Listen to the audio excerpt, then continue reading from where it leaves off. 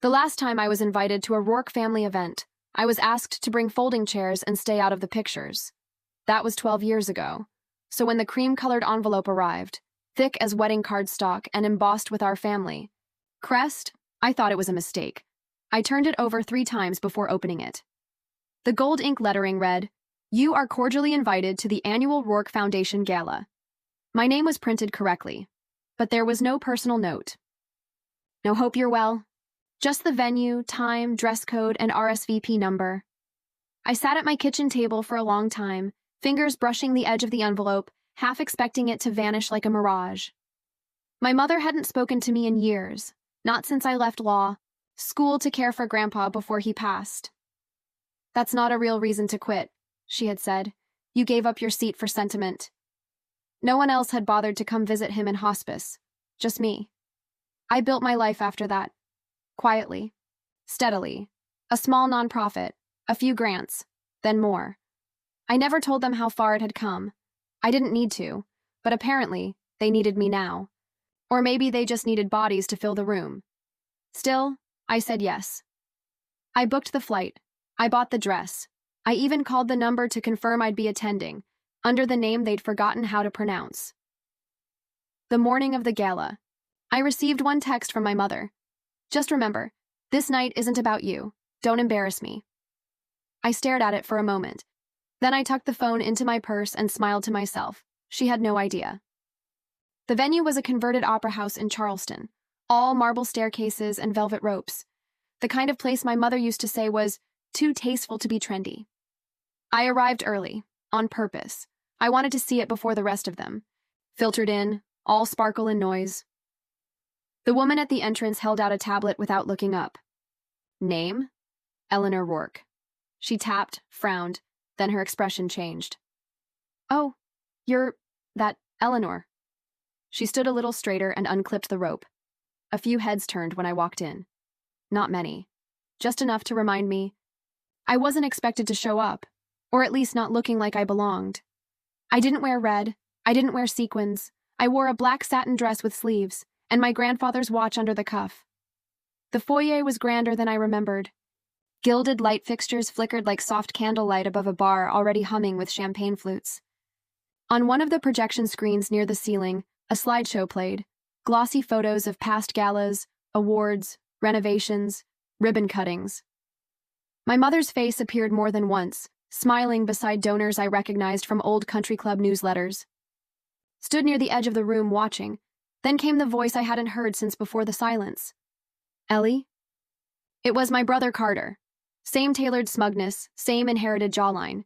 He kissed the air beside my cheek, his cologne bitter and bright. "Wow, you look different." I let the smile barely reach my eyes. "So do you." "Thicker wallet?" He laughed, like I'd meant it as a compliment. "They didn't tell me you were coming." "Neither did they me," I said. "But here we are."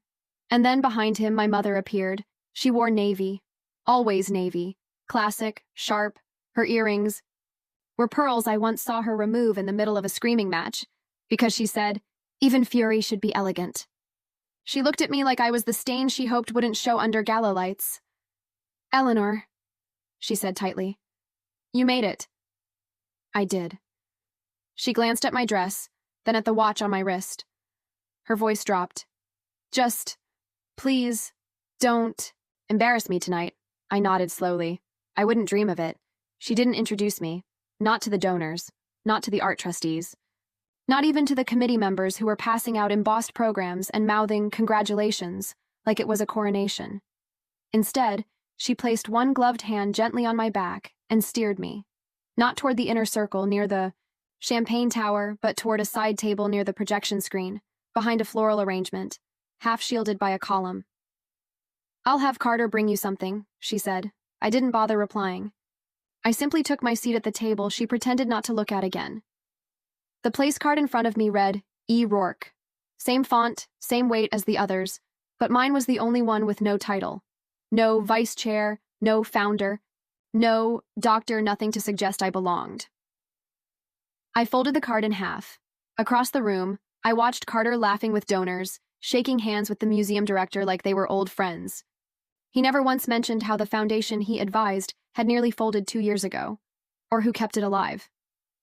One of the screens flickered again, this time with a drone shot of the museum's rooftop restoration. My name wasn't mentioned. There either.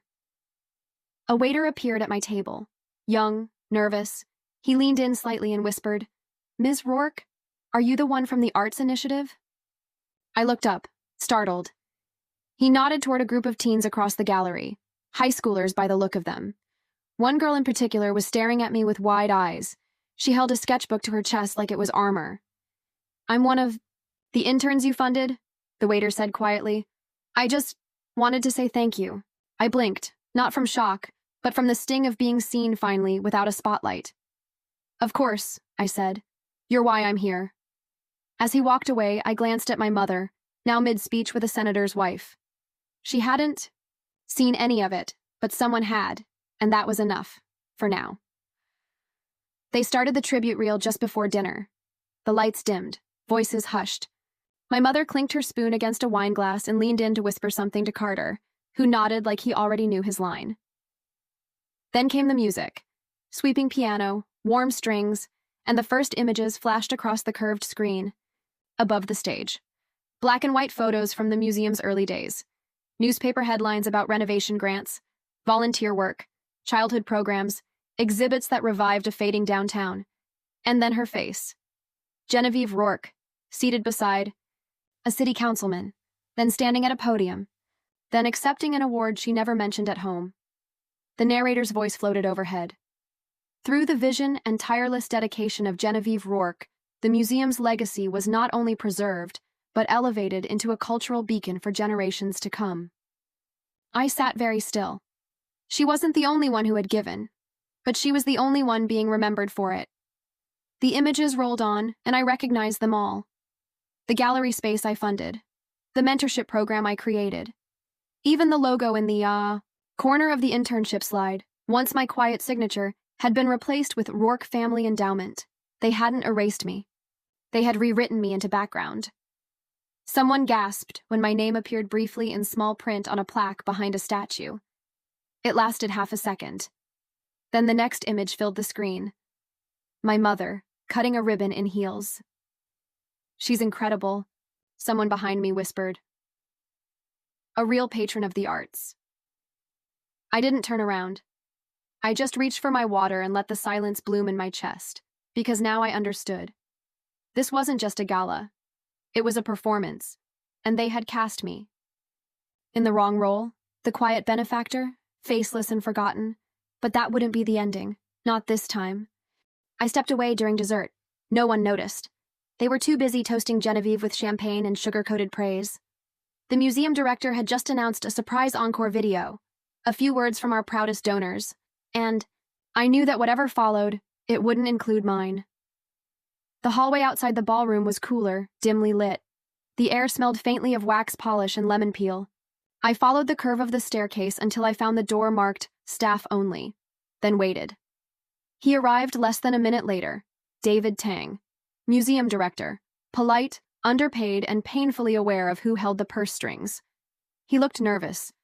When he saw me, as if I might scold him for allowing my mother to bask in a spotlight I never asked for. "I was going to call," he said, voice low, "but your name wasn't listed on the public donor record and I requested anonymity." I reminded him. He nodded. "I know, and we honored that, but this felt wrong." I looked past him, down the hallway toward the ballroom doors. "She said she built all of this," I murmured. "That she revived the museum, funded the arts program, saved the internship. Initiative." He didn't argue. He didn't have to, because we both knew the truth. My foundation had covered the entire education wing. I wrote the checks that kept their doors open after the pandemic. I helped create a path for kids who looked at museums the way some people look at locked gates, not meant for them. "I'd like to say something," I told him quietly. He blinked. "Publicly?" "No names," I said. "But yes, publicly." He hesitated, but then nodded like he'd been waiting for permission to do the right thing all along. "There's a final segment tonight," he said. "A thank you message from the director. I can add a live note before it plays." I smiled, not out of victory, but because I could already hear the silence that would follow. Just keep it simple, I said. Tell the truth.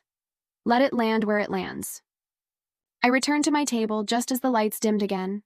People were still buzzing from the tribute reel, fawning over Genevieve, complimenting her decades of selfless service. My mother accepted every word like it was owed. She barely glanced in my direction. The museum director walked onto the small stage near the orchestra pit, microphone in hand. He adjusted his glasses, cleared his throat, and waited for the room to quiet. I'd like to take one more moment to recognize a donor whose name you may not know, but whose impact is woven into every corner of this museum. The room shifted. Chairs creaked. Heads turned. My mother tilted her head slightly, lips parting, as if she were already preparing to stand. This person, the director continued, asked for nothing, no title, no photo, not even a line in the program. But because of their foundation, hundreds of students found their way to art. Because of their generosity, our doors stayed open during the hardest year in our institution's history. He paused. I didn't move. My mother slowly sat back in her chair. The screen above him lit up again, this time with images no one else had prepared. Community workshops, student art shows, classrooms full of kids holding sketchbooks and paintbrushes. There were no names, just images. And in the bottom corner of each slide, the original logo of my foundation. Unedited, undeniable. I heard someone murmur, "That's not the Rourke logo." The silence that followed wasn't uncomfortable. It was clean. Real. The kind of silence that can only exist when a lie has been quietly removed. The director stepped back from the mic and let the room absorb it. I didn't speak. I didn't smile. I just sat there, under their eyes, and let the truth rise like mist around me. The applause came slowly, not because they weren't impressed, but because they didn't know where to direct it. There was no name, no face, no cue. Just the quiet unraveling of a story they'd assumed was hers. Genevieve didn't clap. She reached for her wine glass with a controlled hand and sipped like nothing had happened. But her eyes scanned the room. She was calculating, watching for who leaned toward me, who whispered, who suddenly looked uncertain. She turned to Carter and muttered something behind her smile. He glanced toward me once, then nodded, lips tight. Whatever plan they'd made, it was fraying. The director returned to his seat. The screen went dark. The house lights rose just enough for dinner to be served. But the energy had shifted. Conversations dropped in tone. Several people looked my way, not all curious. Some uncomfortable. That's the thing about truth when it arrives without drama. It doesn't need to shout to shake the room. A waiter placed a plate of salmon in front of me. I barely touched it. Across the table, a donor leaned in. I had no idea your work went that far, she said softly. We should talk sometime. I'm on the education board. I thanked her politely and turned back to my plate. It wasn't the right time for new allies. Not yet. That's when my mother stood. She raised her glass, tapping it twice. The sound echoed gently through the room, like a spoon on porcelain. Too soft to demand attention, but just sharp enough to interrupt. I just want to say, she began, how proud I am to see our family's legacy continue. She glanced at me without turning her head. So many of you here tonight have helped shape this journey. And to those who've done so quietly, your work hasn't gone unnoticed. It was meant to sound gracious. But in her mouth, the word quietly landed like an accusation. A dismissal dressed in pearls. She didn't thank me. Not directly, not by name. She toasted the silence, hoping to trap me inside it. I didn't raise my glass. I didn't need to, because across the room, one of the student interns stood and clapped, just once, and it broke the room in half. After dinner, guests were invited to tour the newly renovated East Wing, the crown jewel of the museum's rebirth, according to the director. It was the final part of the evening. Genevieve had planned it that way, a slow walk past polished exhibit cases and restored oil paintings, all meant to culminate in a grand reveal, the Rourke family legacy wall. I already knew what they expected. A photo of her with a gold plaque beneath it, a framed donor letter, maybe a blown-up check if she really wanted flair. But when the crowd gathered in the atrium, hushed and curious, the space told a different story. There was no photo of her. No, image of Carter handing over a donation.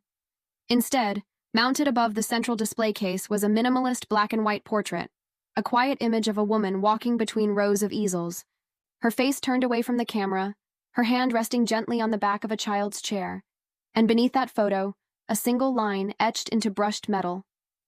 For those who gave without asking to be seen. Eleanor Rourke Foundation. The silence was immediate. Genevieve was near the front, just a few feet from the plaque.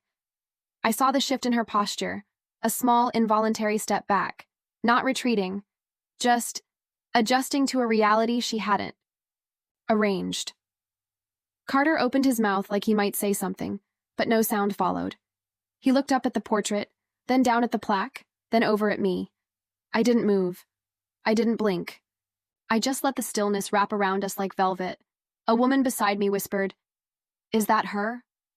Another voice answered, "Yes, that's Eleanor." No stage, no microphone, just the truth, sitting in steel and silence and space.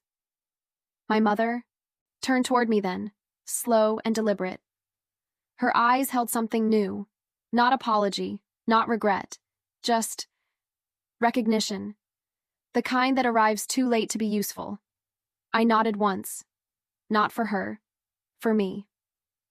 The days that followed were quiet, not the kind of quiet that comes after a celebration, when guests are still glowing from speeches and photographs. This was the other kind, the kind that settles over a person when the spotlight dims and no one reaches to turn it back on. No one posted about Genevieve's toast. No one tagged her in photos. Even the gala's official recap, published 2 costs. Days later on the museum's site, featured only one image from the East Wing. The plaque, lit softly from above, and the line beneath the photo. My name wasn't the headline, but it was the one people remembered. I didn't share the article. I didn't make calls. I didn't answer the handful of texts that trickled in from extended cousins, the ones who never quite knew how to place me at family events but were suddenly full of compliments. Genevieve didn't reach out either, and I knew that silence wasn't surrender. It was strategy. She was waiting, calculating how to rewrite this version of events, one that didn't bend to her choreography. But this wasn't a story that could be pulled back. Not this time. A week after the gala, the museum announced a new annual grant under my foundation's name. The press release was simple, direct. It quoted the director, "Some contributions don't arrive with noise. They arrive with intent, and they stay." It made the local paper. Genevieve's name wasn't mentioned. Neither was Carter's. And, still, I didn't gloat. There was no need. This wasn't revenge. It wasn't even justice. It was gravity. The slow, natural drop of false stories falling apart. What remained wasn't loud or vindictive. It was mine. It came in a plain envelope. No return address, no crest. Just my name, written in an elegant, unfamiliar hand. At first, I assumed it was another form letter. A thank you from the museum, or maybe a discreet follow-up from a board member who hadn't known where to place their admiration during the gala. But when I opened it, I recognized the name at the bottom before I even finished reading. Margot Langston, my mother's oldest friend. Her lunch partner, fundraiser co-chair, the woman who once whispered over a cheese platter that every family has a disappointment, some just hide them better. Her handwriting was delicate, practiced, but the words surprised me. Eleanor, I wasn't sure I should write this, but I watched what happened that night. I watched your mother try to steer the room, and I watched the room choose you instead. Not loudly, not cruelly, just honestly. You didn't take anything from her. You simply let the truth be seen. That takes more grace than most people can imagine. I hope someday she finds the words she should have given you.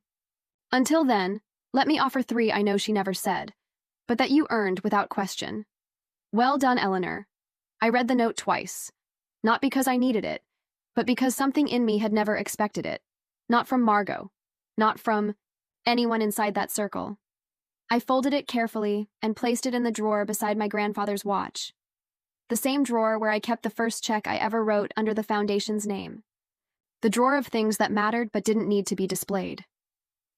Recognition wasn't what I had come for, but it found me anyway, not through applause or legacy boards, but through one small sentence from someone who once looked through me and finally chose to see. Spring came early that year. By March, the cherry blossoms were already dusting the sidewalks outside the Charleston Conservatory, the site of Genevieve's next event. A charity luncheon for a cause I used to fund anonymously, back when they still called it niche. This time, I wasn't invited, not forgotten, just deliberately omitted. But I still heard about it. The photos made their way to the local paper, the way they always had. Genevieve in pastels, smiling beside a borrowed podium, her earrings too bright, her posture too sharp, but there was something missing. Carter wasn't in the pictures, neither were the Langstons. Not a single trustee from the museum board appeared beside her. The article listed donors, but most were first-time attendees, newcomers, not loyalists.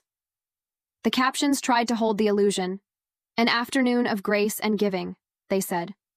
But the background told another story. Empty chairs, unclaimed, name tags, smiles that didn't quite reach the eyes. She stood there, same pose as always, like she was waiting for applause that didn't come. I didn't gloat. I didn't send flowers. I didn't ask anyone what had happened, because I didn't need to. Some silences carry more weight than a confrontation ever could. She had spent decades curating a room full of people who would echo her version of the truth. And now, for the first time, she was the only one left repeating it. Not because I took anything from her, but because when the curtain finally fell, I didn't follow her off stage. I had already found my own light. I never went back to the museum. Not out of bitterness, but because it didn't belong to me. Not really. It belonged to the students who filled its classrooms, to the parents, who walked through its exhibits with their kids for the first time, to the ones who had never seen their names on a donor wall, but saw their children's artwork hanging in the atrium. That was enough. I kept my work quiet, just like before. The foundation grew, not louder, just broader. We opened 2 more programs, partnered with a local library to convert an old warehouse into a mobile studio. No ribbon cuttings, no press. I received 1 more letter that spring, not from my mother. That one never came. It was from the same intern who had clapped during the gala. Her name was Lila. She said she'd been accepted into an arts fellowship in New York. Said she wanted to thank me, not just for the opportunity, but for letting her see what power looked like when it didn't need to be announced. I kept that letter too. Some stories don't end with a confrontation. They don't break open with screaming or slamming doors. Sometimes they just fade. Genevieve's voice stopped echoing in rooms that no longer bent to her. Her name wasn't removed, but it was no longer the one people paused at. And that, I think, was its own kind of ending. One night, I passed by the museum again. Just walking, no intention. The windows were lit, and I could see a class in session, a child pointing to a canvas, a teacher leaning in to listen. No one looked out. No one saw me standing there. And still, I smiled. They would never know the whole story. But I did, and that was enough. They built a stage without me. I rebuilt the room.